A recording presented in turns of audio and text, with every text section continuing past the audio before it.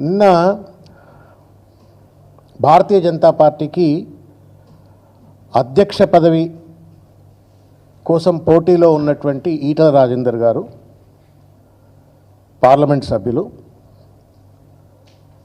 వికసిత సంకల్ప సభ, వికసిత భారత్ సంకల్ప సభ, సంథింగ్ లైక్ దట్, భారత వికసిత సంకల్ప సభ, ఒక పెద్ద సభను ఆయన ఆర్గనైజ్ చేసుకున్నారు. ఆర్గనైజ్ చేసుకొని దాంట్లో మాజీ గవర్నర్ గారు విద్యాసాగరరావు గారు ఉన్నారు, డాక్టర్ లక్ష్మణ్ ఉన్నారు, కిషన్ రెడ్డి గారు ఉన్నారు, హూస్ హూ ఆఫ్ బీజేపీలో ఉన్నటువంటి అగ్రనాయకత్వం అంతా కూడా ఆ మీటింగ్లో ఉన్నది. ఇది నేను గుర్తు చేస్తా ఉన్నా. ఒకడు లేడు అందులో, బండి సంజయ్ లేడు. మొత్తం బీజేపీ అగ్రనాయకత్వం అంతా మీటింగ్లో ఉంటుంది, ఒక్కడు మాత్రమే ఆ మీటింగ్లో లేదు, అది బండి సంజయ్ గారు. రెండోది, ఇంకొక సంఘటన మీకు గుర్తు చేసే ప్రయత్నం చేస్తారు. ఈ మధ్యకాలంలో కాళేశ్వరానికి సంబంధించి కమిషన్ వాళ్ళు పిలుపునిచ్చినప్పుడు, వారికి నోటీస్ ఇచ్చినప్పుడు ఈటల రాజేందర్ గారు చాలా స్పష్టంగా ఆ కమిషన్ ముందు కావచ్చు, బయటకు వచ్చి టీవీ ముందు కావచ్చు, లేకపోతే వివిధ ఇంటర్వ్యూలో చాలా స్పష్టంగా 2-3 విషయాలు చెప్పారు. ఇది క్యాబినెట్ అప్రూవల్తో కట్టిన ప్రాజెక్టు. కాళేశ్వరం ఉత్తర తెలంగాణకే కాదు, తెలంగాణకే వరదాయనిగా మిగిలిపోయింది. కాళేశ్వరం వల్ల ధాన్య ఉత్పత్తి పెరిగిపోయింది, రైతుల జీవితాలు బాగుపడ్డాయి అని చెప్పని బీజేపీ అధ్యక్ష పదవికి పోటీ పడుతున్నటువంటి ఈటల రాజేందర్ గారు చెప్పినటువంటి ఈ 2 విషయాలను గుర్తుపెట్టుకొని నేను మాట్లాడేటువంటి అంశాలను దయచేసి శ్రద్ధగా వినాలని చెప్పి నేను కోరుతా ఉన్నాను.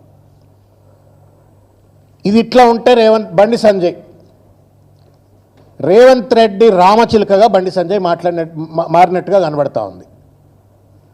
రేవంత్ రెడ్డి మీట నొక్కుతాడు, తోలుబొమ్మ లెక్క బండి సంజయ్ ఎగిరి పడుతున్నట్టుగా మాత్రమే నిన్న మాట్లాడింది తప్ప ఇంకొకటి లేదని నేను భావిస్తూ ఉన్నాను. ఒకటి, ఈటల రాజేందర్ గారి మీటింగు మొత్తం బీజేపీ అగ్రనాయకత్వం అంటే మీ టీవీలు పేపర్లు అన్నీ ఫ్రంట్ పేజీలో న్యూస్ పెడతాయి, సగం కాలమ్స్ రాసి పడేస్తాయి. పక్కన నా వార్త కూడా రావాలా అని చెప్పని ఆ స్పేస్ మేనేజ్మెంట్ కోసం చిల్లర డ్రామాలు ఆడినరా, మొత్తానికి ఒక ప్రత్యేకమైన ప్రెస్ మీట్ పెట్టినరు. అది ఆ మీటింగ్ను నలిఫై చేసేటట్టు ఒక ప్రయత్నం. రెండవది, సిబిఐ ఎంక్వైరీ జరగాలని చెప్పని నిన్న చిలక పలుకులు పలికిండు బండి సంజయ్ గారు. ఒకవేళ సిబిఐ ఎంక్వైరీ జరిగినట్టయితే we are ready, party is ready. KCR గారు, హరీష్ రావు గారు, లేకపోతే పార్టీ అంతా ఏ ఎంక్వైరీలైనా పెట్టుకొని ప్రజల ముందు కాళేశ్వరం ప్రాజెక్టు ఒక వరదాయిని లెక్క నిలబడ్డది కాబట్టి ఏ ఎంక్వైరీ పెట్టుకున్నా, ఎన్ని హెరాస్మెంట్లు చేసినా రైతుల కోసం మేము కొట్లాడతామని చెప్పని పార్టీ రెడీగా ఉన్నది. మరి ఈ దీంట్లో ఆల్రెడీ నోటీసులు ఎదుర్కొన్నటువంటి ఈటల రాజేందర్ కూడా సిబిఐ ఎంక్వైరీ వస్తాయి కదా. ఈటల రాజేందర్కు సిబిఐ ఎంక్వైరీ ఎదుర్కొన్న తర్వాత సిబిఐ విచారణ ఎదుర్కొంటున్నవాడిని పార్టీ అధ్యక్ష పదవి ఎట్లా చేస్తారు, తప్పిస్తారు కదా అని చెప్పని అదొక రెండో కుట్రకోణం. ఒకటి, మీటింగ్ స్పేస్ రావద్దు, మీడియాల కవరేజ్ రావద్దు, తనది కూడా సమానమైన కవరేజ్ రావాలా. ఒకవేళ తనన్నట్టుగానే సిబిఐ ఎంక్వైరీ జరిగినట్టయితే, ఈటల రాజేందర్ కూడా సిబిఐ కేసులో ఇంప్లికేట్ అయినట్టయితే ఈటల రాజేందర్ బీజేపీ అధ్యక్ష పదవికి అనర్హుడు అవుతాడు. నా కుర్చీకి నేను మళ్ళీ ఆ కుర్చీ మీద కూర్చోవడానికి నాకు పోటీ ఉండదు, ఈటల రాజేందర్ని ఇట్లనే తప్పిస్తున్నది రెండో కుట్ర. మూడో కుట్ర ఏంటి అంటే, ఊరంతా ఒక దారి అంటే ఉలిపికట్ట ఒక దారి. తెలంగాణ అంతా అట్టుడికిపోతా ఉంది. ముఖ్యంగా గోదావరి పరివాహక ప్రాంతంలో ఉన్నటువంటి ప్రజలు కావచ్చు, రైతులు కావచ్చు, రాజకీయ నాయకులు కావచ్చు, అందరూ కూడా ఆగమాగం అయిపోతూ ఉన్నారు. ఇవాళ ఈ బరకచెర్ల అని చెప్పని ఒక అడ్డమైన ప్రాజెక్టు చంద్రబాబు నాయుడు కడతా ఉన్నాడు, మా గోదావరి నీళ్లు ఎత్తుకపోయేటువంటి ఒక ప్రయత్నం చేస్తూ ఉన్నాడు. మా బతుకులు ఎట్లా అని చెప్పని రైతులు ఆగమాగం అవుతుంటే వాళ్లకు సంబంధించిన సమస్యలు మాట్లాడతలేడు రేవంత్ రెడ్డి. చంద్రబాబు నాయుడుకు మద్దతుగా రేవంత్ రెడ్డి వ్యవహరిస్తూ ఉన్నాడు. రేవంత్ రెడ్డికి మద్దతుగా అన్నట్టుగా నిన్న బనకచెర్ల గురించి ప్రశ్నలు వేసింది మీడియా వాళ్ళు. ఇంకా బనకచెర్ల సంగతి ఏంటంటే నేను అది మాట్లాడా అని చెప్పని పక్కకు పడేసి నేను కాళేశ్వరము సిబిఐ అని చెప్పని మాట్లాడు. ఏమర్థమవుతామని చెప్పండి. బనకచెర్ల మీద చర్చ రావద్దు, సిబిఐ కేసు ఈటల రాజేందర్ మీద రావాలా, బీజేపీ అధ్యక్ష పదవికి రావద్దు, ఆ మీటింగ్ కొలాప్స్ అయినట్టుగా కనబడాలన్నట్టు ఒక చిల్లర మనస్తత్వం. ఒక కేంద్ర మంత్రిగా ఉండి ఒక జాతీయ పార్టీకి అధ్యక్ష పదవిలో ఉన్నటువంటి ఒక వ్యక్తి చేసిన ఒక చిల్లర ప్రయత్నానికి రేవంత్ రెడ్డి రిమోట్ ఎత్తితే ఎగిరిపడేటువంటి ఒక తోలుబొమ్మ లెక్క, రేవంత్ రెడ్డి రామచిలుక లెక్క బండి సంజయ్ గారు నిన్న వ్యవహరించిన తీరు నాకు అనిపించింది. నిన్న ప్రెస్ మీట్ చూస్తూ ఉంటే తలిపాలు దాగి రొమ్ముగుద్దుడు అంటే గిట్లనే ఉంటుందేమో. గోదావరి నీళ్ళు దాగి పెరిగిండు ఆయన, కరీంనారాయణే కదా.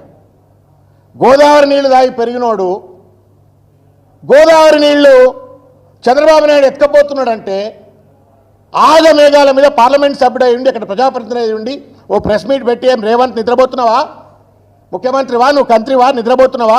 ఆ చంద్రబాబు నాయుడుకు నీకు ఇద్దరికి దోస్తానుంటే చూసుకోరు, కానీ మా నీళ్ళంతో ఎత్తుకపోకుండా నువ్వు ఇమీడియట్గా బనకచర్ల మీ గురించి మాట్లాడతావా, కాళేశ్వరం గురించి మాట్లాడతావా? ఇది తల్లి పాలు దాగి రొమ్ము గుద్దేటువంటిది. అది గోదావరి తల్లి ఏడుస్తుంది ప్రతి సంవత్సరం, లేదా ఆరతి పీరుతనిస్తారు అక్కడ. మరి ఎందుకు ఇస్తారో ఆరతులు? ఆ గోదావరి తల్లి ఏడుస్తూ ఉంది. అలా ఇటువంటి చెత్తగాళ్ళందరినీ కూడా మేము ఇలా ఎంపీలుగా, శాసనసభ్యులుగా బీజేపీ నుంచి ఎన్నుకుంటే ఇలా గోదావరిని కూడా దొంగతనం చేస్తూ ఉంటే కనీసం దాని గురించి కూడా రక్షకు రావట్లేరు అని చెప్పని ఇవాళ గోదావరి తల్లి ఏడుస్తున్నట్టు ఒక పరిస్థితి, అక్కడ ప్రజలు ఏడుస్తున్నట్టు ఒక పరిస్థితి. ఇది నయవంచన, దగ, మోసం. మూడో విషయం ఏంటంటే, మేడిగడ్డ ఇవాళ మార్బీ బ్రిడ్జ్ అహ్మదాబాద్లో కూలిపోయింది. It's already restored. Morbi bridge కూలిపోయింది, ఆల్రెడీ రెస్టోర్డ్. అయోధ్యలో రామ మందిరానికి లీక్లు వచ్చినాయి, దాన్ని కూడా నీళ్లు మొత్తం కారిపోయింది. మనం చూసినాం ఓపెనింగ్ అయిన తర్వాత. ఆడేం సిబిఐ విచారణ లేదు, లేకపోతే వాటిని పడవబెట్టలేదు. మొత్తం లక్షల ఎకరాలకు నీళ్లు అందించేసి తెలంగాణకు వరదాయినిగా మారిన ఒక ప్రాజెక్టు ఒక 2 పియర్స్లో రిపేర్కి వస్తే, క్రాక్స్ వస్తే, ఒక కరీంనగర్ మంత్రిగా ఉండి కరీంనగర్ నుండి ప్రాతినిధ్యం వహిస్తున్నట్టుగా పార్లమెంట్ సభ్యుడిగా, కేంద్ర మంత్రిగా ఉండి ఇమీడియట్గా ఆ ప్రాజెక్టును రిపేర్ చేయించి రైతులకు అందుబాటులో చేయాల్సిన కనీస సోయి లేకుండా చిల్లర మల్లరగా కేసీఆర్ గారి పైన, బీఆర్ఎస్ పార్టీ పైన మాట్లాడే ప్రయత్నం చేసినాడు. ఎంత సిగ్గు అనిపించింది మాట్లాడుతుంటే. నాకు అనిపించింది ఎట్లా లీడర్లు అవుతారు వీళ్ళంతా, ఎట్లా లీడర్లు అవుతారు వీళ్ళు. పోలవరం కొట్టుకపోయింది, మనందరికి ఎరికే కదా. వేల కోట్ల రూపాయలు ఖర్చు పెట్టిన తర్వాత పోలవరం కొట్టుకపోయింది. అది కూడా అడ్డమైన కన్స్ట్రక్షనో, మరి డిజైన్ లోపమో, మొత్తానికి ఏదో కొట్టుకపోయింది. కొట్టుకపోయిన తర్వాత ఎవరు కూడా సిబిఐ విచారణ జరపాలని చెప్పని అడగల.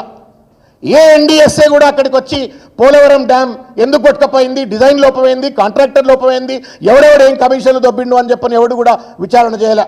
ఎందుకంటే దొందే అక్కడ ఎన్డీఏలో భాగస్వామి కాబట్టి ఎవడు కూడా పట్టించుకున్న దాఖలాలు లేవు.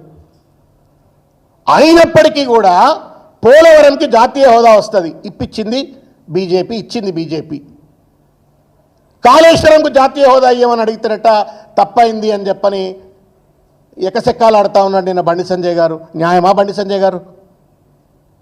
న్యాయమా? మీరు పోలవరం కొట్టుకుపోయిన దానికి జాతీయ హోదా వస్తే తప్పులేదు, కానీ కాళేశ్వరం మొత్తం తెలంగాణ రైతాంగం భవిష్యత్తు మార్చినటువంటి ఒక 2 పిల్లర్స్ మాత్రమే, 85 పియర్స్ ఉన్నటువంటి ఒక పెద్ద బ్యారేజ్లో ఒక 2 పియర్స్కు రిపేర్లు రావాల్సిన పరిస్థితి ఏర్పడితే అవి రిపేర్లు చేయకుండా దానికి నువ్వు అట్లెట్లా జాతీయ హోదా ఇస్తా అని చెప్పని ఎకసెక్కాలు ఆడతాడు. జాతీయ హోదా ఇవన్నీ మంచిదైంది అనేటువంటి ఒక రీతిలో మాట్లాడుతూ ఉన్నాడు.